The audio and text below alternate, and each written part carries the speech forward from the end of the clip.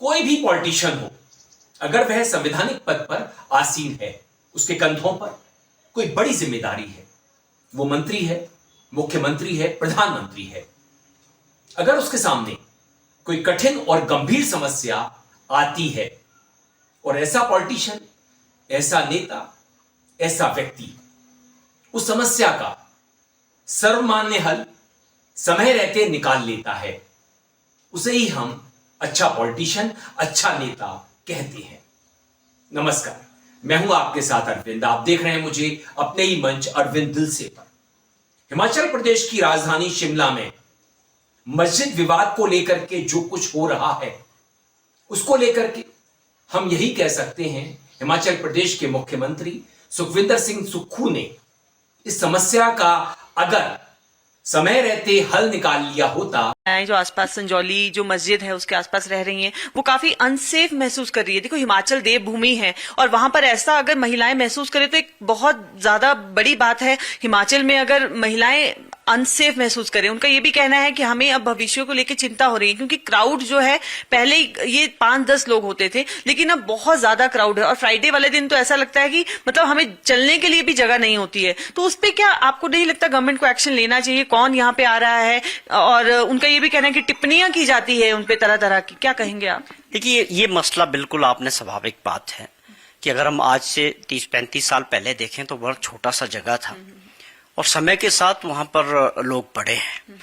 जैसे मस्जिद को भी बनाया गया, लेकिन लोगों के जो मस्जिद में आते हैं उनकी तादाद भी बढ़ी है। और आपने देखा वो बहुत छोटी सी जगह है, गलियां हैं छोटी छोटी। जब वहाँ वो नमाज पढ़ने आते हैं काफी संख्या में, तो निश्चित तौर पे वो जगह छोटी है और वहाँ के लोगों का वो कंसर्न मुझे भी जायज लगता है। मैं खुद वहाँ रहा हूँ 25 साल तक, मेरा घर वही था साथ ही। ये चीजें बढ़ी है समय के साथ और इस पे काम करने की सभी सरकारों को जरूरत थी, लेकिन हमारी सरकार ने ये बात साफ तौर पे मानी है विधानसभा के पटल में, माननीय मुख्यमंत्री जी ने, कि हम इस चीज का पूरा रिकॉर्ड तैयार करेंगे। जो लोग बाहर से आ रहे हैं उनका ट्रैक रिकॉर्ड क्या है, वो कहाँ काम कर रहे हैं, अपना पूरा रिकॉर्ड तैयार करेंगे। तो इसको हमने गंभीरता से लिया है।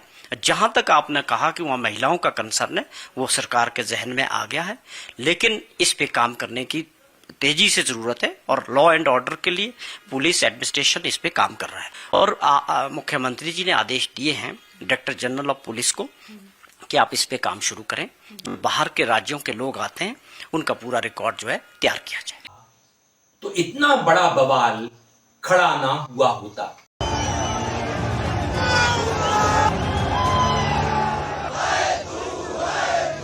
शिमला के संजौली में बनी एक मस्जिद को लेकर हो रहा विवाद अब और तूल पकड़ता दिख रहा है। बवाल का कारण मस्जिद में कथित रूप से हुआ अवैध निर्माण है।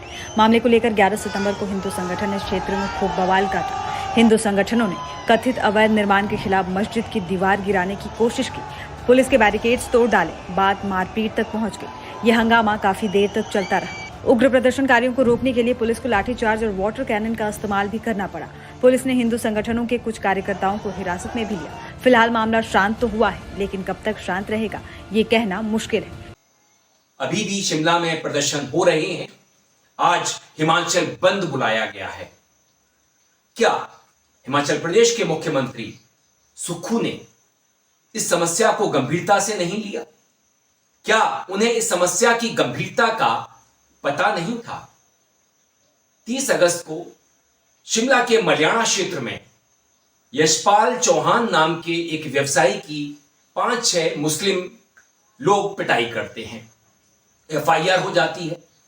इन मुस्लिम लोगों के बारे में ऐसा कहा जाता है कि ये संजौली की मस्जिद में जाकर के छुप गए हैं और धीरे धीरे मामला सुलगना शुरू होता है और पहुंच जाता है इस मस्जिद के उस हिस्से के बारे में जिसे अवैध बताया गया।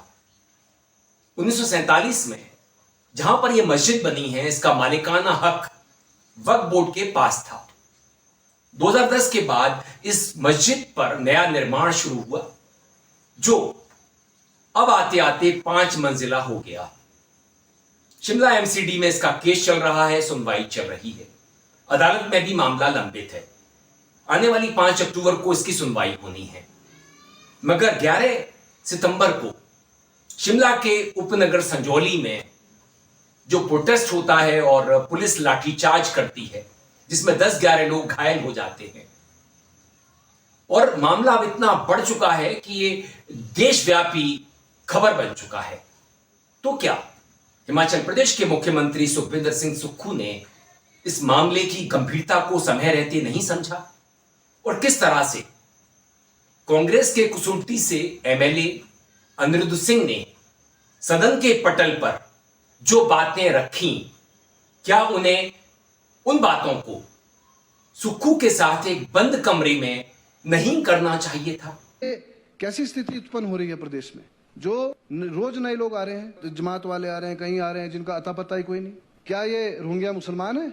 मैं खुद अध्यक्ष महोदय एक दो जनों को जानता हूं जो बांग्लादेश से आए हैं, उसकी वेरिफिकेशन होनी चाहिए। मैं इस सदन में आपके माध्यम से मुख्यमंत्री महोदय को बोला। अभी इस स्थिति में 190 का उल्लेख किया गया यहाँ पे, 190 लोग हैं जो रजिस्टर्ड है, तो 1900 कैसे हो गए सर? आप किसी भी बाजार में चले जाइए, चाहे संजौली बाजार चले जाइए, चाहे ढली चले जाइए, कुसुम्पटी चले जाइए, लक्कड़ बाजार चले जाइए सर, जगह जगह पे लोगों के चलने की जगह नहीं है। मैं आपसे मांग करता हूं कि इसको जो हटाया जाए, 190 लोगों की वेरिफिकेशन करी जाए। अपने फेलो मंत्रियों के साथ उसकी मंत्रणा नहीं करनी चाहिए थी? क्योंकि अनिरुद्ध सिंह ने जो कुछ विधानसभा में कहा, वैसी भाषा अगर कोई भाजपा का एमएलए बोलता तो हम उसे सही ठहराते, मगर कांग्रेस का ही एक एमएलए मंत्री, पंचायती राज मंत्री, अगर विपक्ष की भाषा बोलता है, अपनी सरकार की एक प्रकार से आलोचना करता है। तय बाजारी के बारे में भी अनिरुद्ध सिंह ने बातें की कि तय बाजारी मुस्लिम लोग, भारी मुस्लिम लोग ले लेते हैं और उसके बाद विवाद खड़े होना शुरू हो जाते हैं। तय बाजारी लोकल लोगों को, हिमाचलियों को मिलनी चाहिए।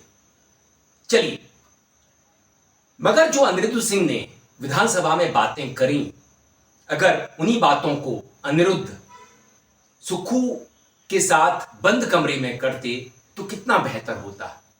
जैसा कि हम सुनते आए हैं, कांग्रेस ही कांग्रेस की दुश्मन है और कांग्रेसी ही कांग्रेसी को हरवाता है। तो क्या अनिरुद्ध सिंह ने सुक्खू को नीचा दिखाने का काम किया, या अनिरुद्ध के पास अपनी बुद्धि विवेक नहीं था जिसके चलते वो इन बातों को सुक्खू के साथ बंद कमरे में करते?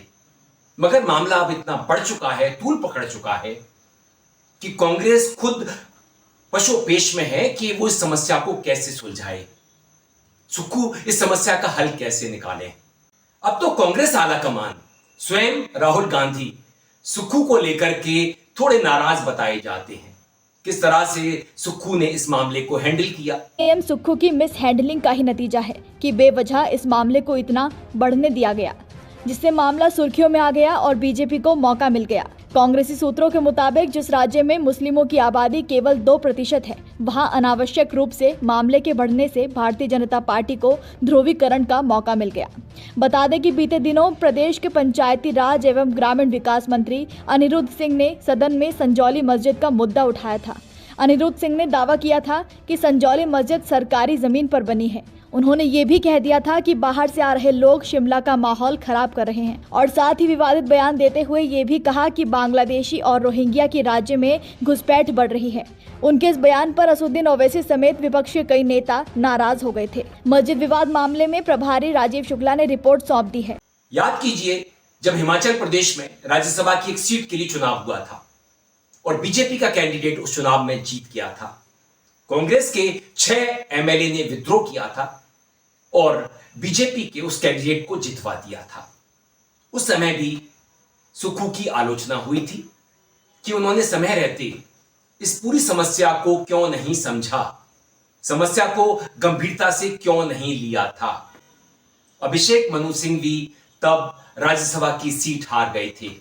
हालांकि शिमला संजौली मस्जिद विवाद को अब थम जाना चाहिए, क्योंकि एमसीडी वहां पर कार्यवाही करेगी और वहां के मौलाना ने, मुस्लिम लोगों ने यह तय कर लिया है कि वो स्वयं मस्जिद के उस अवैध हिस्से को, 2 मंजिला इमारत को तोड़ने के लिए तैयार हैं। तब बीजेपी और हिंदूवादी संगठन राजनीति करने में क्यों लगे हैं? हिमाचल प्रदेश और शिमला का अमन भंग करने में क्यों लगे हैं? अंत में मैं यही कहूंगा समय का इंतजार कीजिए, क्योंकि समय के पास बहुत सारी समस्याओं का हल होता है। दोस्तों, वीडियो पसंद आई तो आप इसे लाइक कीजिए, दोस्तों साथियों में खूब शेयर कीजिए, चैनल को सब्सक्राइब भी कर दीजिए, बेल आइकन का घंटी जैसा बटन जरूर दबाइए, जिससे कि आने वाले वीडियो की आपको नोटिफिकेशन मिल सके।